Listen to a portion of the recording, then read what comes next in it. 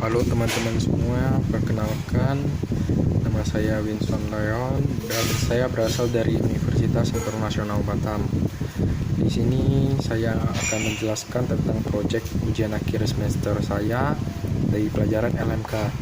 Jadi pertama saya akan menjelaskan tentang accounting cycle. Jadi sebelumnya kita harus tahu dulu apa itu accounting cycle. Jadi accounting cycle itu suatu proses penyediaan laporan keuangan perusahaan untuk suatu periode waktu tertentu. Jadi di sini accounting cycle. Jadi accounting cycle itu menjelaskan tentang laporan perusahaan. Jadi di suatu perusahaan pasti kita tentunya akan membuat suatu laporan juga. Dan saya kali ini tidak akan membuat laporan keuangan perusahaan, tapi saya akan membuat laporan pengeluaran pribadi saya di tahun 2020. Jadi di bulan Januari ini terangannya ada biaya kuliah bulanan itu sebesar 1.500.000, biaya asuransi bulanan sebesar 500.000, biaya bensin bulanan sebesar 800.000, biaya konsumsi bulanan itu makan minum sebesar 850.000, biaya paket internet dan telepon bulanan juga sebesar 110.000. Jadi total biaya per bulan saya 3.760.000. Dan gaji bulan Januari 2020 itu sebesar 4.100.000 rupiah, dan total pengeluaran bulan Januari 2020 itu 3.760. Ya, jadi sisa uang bulan Januari masih ada 340. Jadi masih aman, masih bisa tabung. Uang tabungan di bank itu saldo awal sebelum tahun 2020 itu 15 juta. Jadi total tabungan di bank sekarang 15.340 karena tambah dengan yang sisa tadi uang. Dan kemudian kita masuk ke bulan Februari juga sama, biaya bayar kuliah bulanan ya 1,5 juta, biaya asuransi 500.000, biaya bensin bulanan 800.000, biaya konsumsi bulanan 450.000, biaya paket internet bulanan 110.000, dan biaya pengeluaran satu bulan sama juga ya, kurang lebih sama semua. Biaya per bulan saya juga begitu doang dan hemat ya. Terus gaji bulannya sama 4,1, total pengeluarannya sama. Jadi di total uang tabungan saya ada 15.650 karena yang lalu 15.340 tambah dengan 15 yang sisa bulan Februari. Begitu juga kita masuk ke bulan Maret, sama semuanya sama, uang tabungan saya, gaji saya, dan total pengeluarannya juga sama 3.760.000. Jadi total uang tabungan saya juga bertambah 16.020.000. Nah, laporan keuangan saya bikin sampai bulan Maret karena ya kita tahu sekarang COVID-19 sehingga saya juga dirumahkan tanpa gaji. Sehingga laporan keuangan ya saya bikin sampai bulan Maret. Jadi kesimpulannya laporan keuangan hanya sampai bulan Maret karena COVID-19, jadi dirumahkan tanpa gaji. Dan yang kesimpulan kedua, laporan keuangan ini kita buat supaya kita dapat membatasi pengeluaran bulanan dan bisa tabung. Kemudian kita masuk yang kedua, time value of money. Jadi ketahui dulu time value of money itu bahwa nilai uang sekarang akan lebih berharga daripada nilai uang masa yang akan datang, atau perbedaan nilai uang karena adanya perbedaan waktu. Nah, jadi di time value of money saya menggunakan bank OCBC NSP. Jangka waktu ada mulai dari 1 bulan, 3 bulan, 6 bulan, dan 12 bulan. Ini per bulan Mei 2020. Jadi suku bunganya itu 4,50. Nah, jadi di sini ada PV, present value, jangka waktu. Jadi kita masukkan saja angka-angkanya, terus kita hitung dan dapat hasilnya. Dan ini dapat hasilnya ada pakai rumus, jadi pakai formula. Jadi ini rumusnya, kita hitung nanti ada keluar angka-angkanya semua. Jadi totalnya 1.246.181. Ini merupakan dari time value of money. Kemudian financial statement. Financial statement itu laporan hasil analisa transaksi keuangan dalam suatu periode tertentu. Jadi setiap perusahaan pasti kita ada membuat tentang laporan keuangan ya. Jadi ini laporan keuangan financial statement saya dapatkan dari perusahaan PT Carwen Pokpan Indonesia. Itu datanya saya cari di IDX. Jadi ini ada laporannya, financial statementnya, terus kemudian masukan. Saya menggunakan yang tahun 2017 dan 2018. Jadi ini jika kita mau cari current ratio, kita masukkan rumus current asset dan current liabilities. Jadi angka-angka ini adalah hasilnya. Jadi sebelum dapat hasilnya, kita cari dulu current asset, current ratio dari sini. Terus nanti kita masukkan, kita bagi itu financial statement.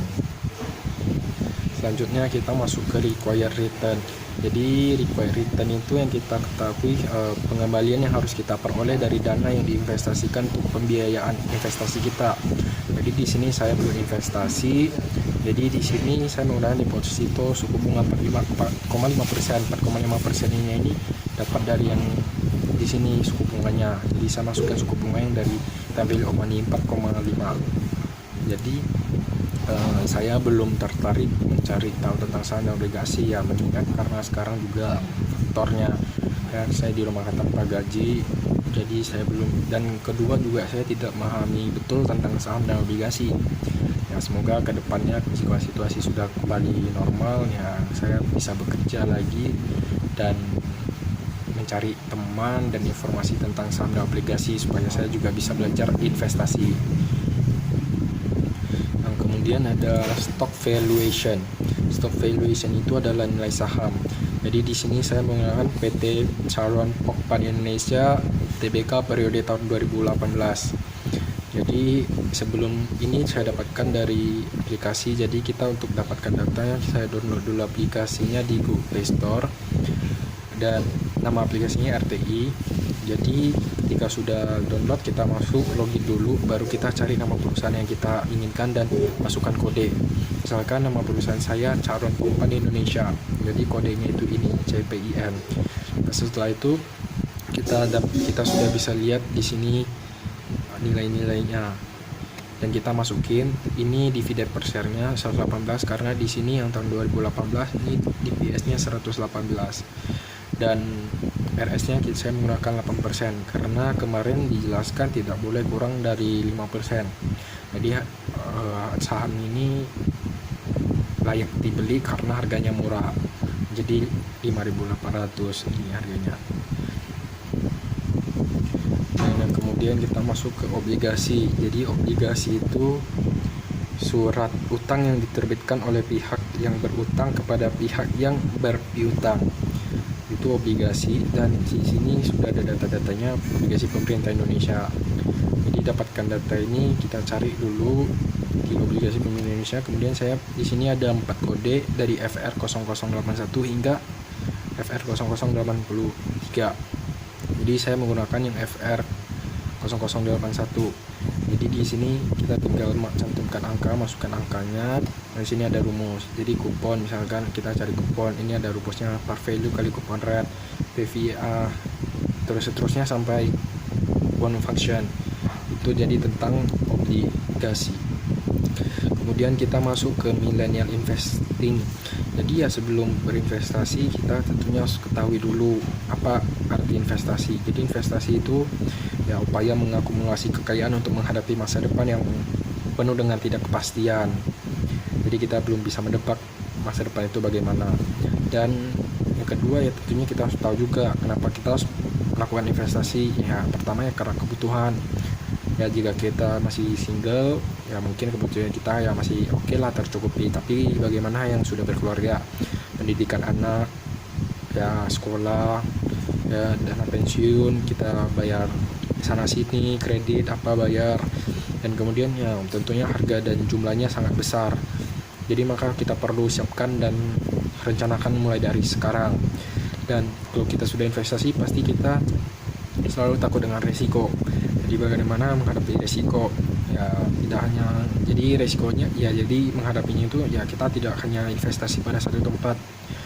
Jadi misalkan kita tidak invest di uang di tempat A, jadi ya kita coba tempat B, tapi dengan syarat kita cek dulu statusnya bagaimana. Jadi ya investasi ini sekarang kan sudah canggih dan modern, kemudian kita bisa buka uang dengan investasi. Investasi sekarang banyak jenis, ada saham, emas, properti. Jadi saya di sini menggunakan yang properti. Ya, jadi ada rumah, apartemen, ruko. Tapi sebelumnya juga kita harus cek dulu ya. Karena kalau kita investasi properti kita harus cek fasilitasnya, lokasinya. Karena kalau ya nggak bagus, tentu orang juga nggak akan sewa. Misalnya kalau nggak sewa ya tentunya lama-lama ya rumah gedung itu kan pasti akan rusak ya. Jadi kita juga perlu uang untuk memperbaiki, dan ketika sudah tidak menginginkan investasi tersebut ya pasti kita jual. Nah itu juga membutuhkan waktu yang sangat tidak singkat ya, karena itu harganya juga sangat mahal dan tinggi. Berbeda ketika kita investasi emas dan saham. Jadi itu mungkin video tentang penjelasan tentang tugas saya. Jadi saya ucapkan terima kasih sudah menonton dan minta maaf kalau ada salah kata.